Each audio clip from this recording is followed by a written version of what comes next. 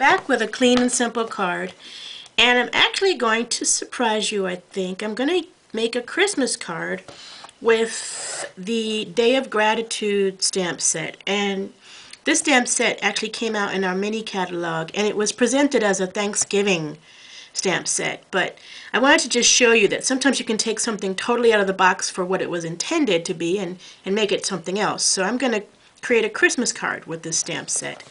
And for the sentiment inside the card, I'm going to take it from the Wordplay stamp set, the second volume. I'm going to use the Tidings of Comfort and Joy. So this is a clean and simple card, so you don't need a lot. You need the base card is going to be my favorite Cherry Cobbler, and I'm actually using, actually I had it inside out, the Cherry Cobbler textured cardstock as my base, and it's cut at 4 3/4 by, I think 9.5. Yes. So let me just double check that. Yes, 4 3/4 by 9.5, which gives me a square 4 3/4 by 4 3/4, which fits really nicely into the 5-inch square envelopes. So this one is actually 4 by 4. And then on top of that, finally, we're going to have a white piece of cardstock cut at 3 7/8 by 3 7/8, which gives us a very small border on there. We're going to cut 2 more that size because we're going to stamp on one of them and cut it out, and then we're going to have another one for the inside. But all 3 of those are the exact same size. So let's get started with our stamping. I'm actually going to stamp this, and I'm using a clear mounted stamp on an E-block. I'm going to stamp this using Big and Glossy black embossing pad. And the reason why I'm using the Big and Glossy black embossing pad is because the result will be very dark, and I'm looking for a very dark impression. Stamp the image right in the center, and it doesn't matter if I'm a little off because I'm going to cut it out after I emboss it. The sensitive part on this stamp is the center, but don't worry about it in this card because we're going to use a brad in the middle anyway. But it should come out nice if you use the CPR method. And I'll pop it up. And see how beautifully dark that is?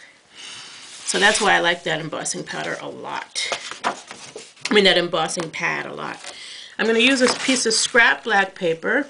And then I'm going to take some black embossing powder. And this is actually iridescent, which you won't be able to see in the video. I'm going to take my black embossing powder and get it all over that image. And so now I'm going to put the camera on pause, and I'm going to go heat this until it's ready. I'll be right back. But I actually heated it from the back, and the reason I heat set it from the back is because all this powder, if I had just hit it with the heat gun right away, it's possible it would have scattered. So by heating my item from the back with my gun, I don't scatter the powder. So it's just a tip I wanted to show you. And then I'm going to take all this wonderful embossing powder and put it back in its bottle and put my scrap paper back under my desk where it stays. And then I'm going to cut this out. So I'm actually going to cut this out with you watching because I'd like you to see. When I cut, very often I'll get rid of anything that's in my way so I can concentrate on my edges. I'm moving the paper more than I'm moving my scissors. And I am actually seeking to get a very slight white edge.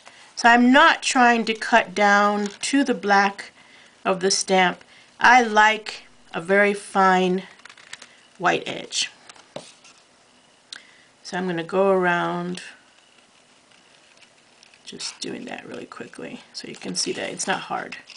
So you can see that wasn't hard at all. Easy sneezy. Okay, now I'm going to stamp the image again, but this time I'm going to stamp it in basic gray.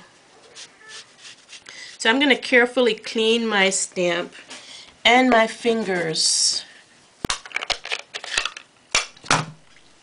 I'm going to stamp this. Now again, the sensitive part of this stamp is actually the center of it. What I mean by sensitive is the hardest part to stamp.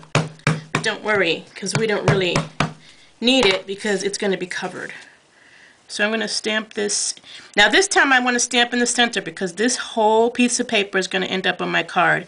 But I'm going to stamp a little higher than center because I need a little space at the bottom for my sentiment. Again, I'm going to use the CPR method so that I get, and this time I'm focusing on the edges as I press. And then I get a beautiful image. Look at that image. It's almost a shame I'm going to cover it up a little bit. The problem is, you're going to ask me, where did you get that sentiment? And I'm going to say, I don't remember. So hold on one second. Sometimes what happens is I'll take the stamp out of its original container, and then I don't remember where it came from. So I'm just going to stamp in a dark ink. In this case I'm using basic black. Merry Christmas along the bottom here. I think, if I remember correctly, this is paper tray, but I'm not 100% sure. So I'll add that disclaimer there. Just the points, because you'll see only the points are really going to show. Go into the points here. Okay. And then take a little bit of Dazzling Diamonds right over those points.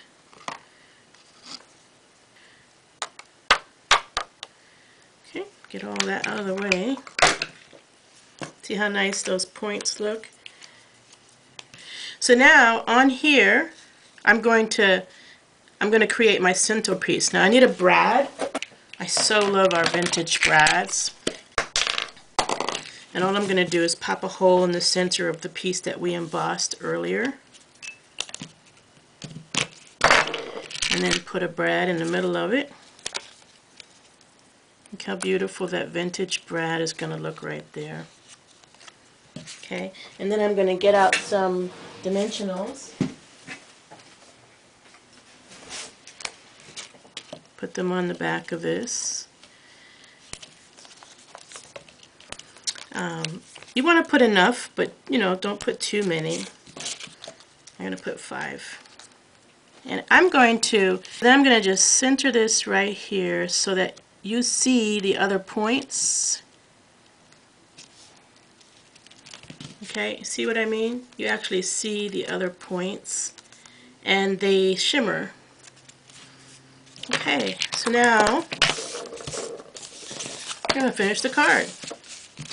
Right. In the other white piece, we're going to stamp the Comfort and Joy. We're going to stamp that also in basic black. Craft, you have to take note in your mind that this is going to take longer to dry. So you can't risk smudging it. So it's darker, it's prettier to me sometimes, and so I'll use it. So while that's drying, and that's over there, I'm going to go ahead and mount this onto the card base. Yeah, excuse my contrabands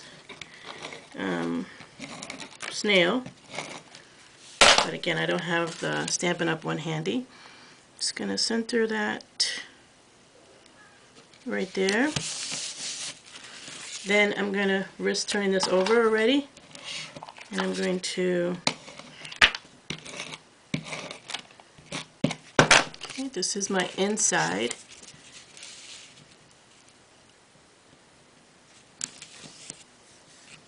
Okay. And then this, if you're mailing it, you definitely want to snail it down. The reason being it won't be too bulky. But if you're not mailing it, you might want to add that extra layer of dimension. So I'm snailing it down. And the card is done. Okay, the card, I'm going to just blow it. It's done. And I'm hoping everybody loved that. You guys have a great weekend.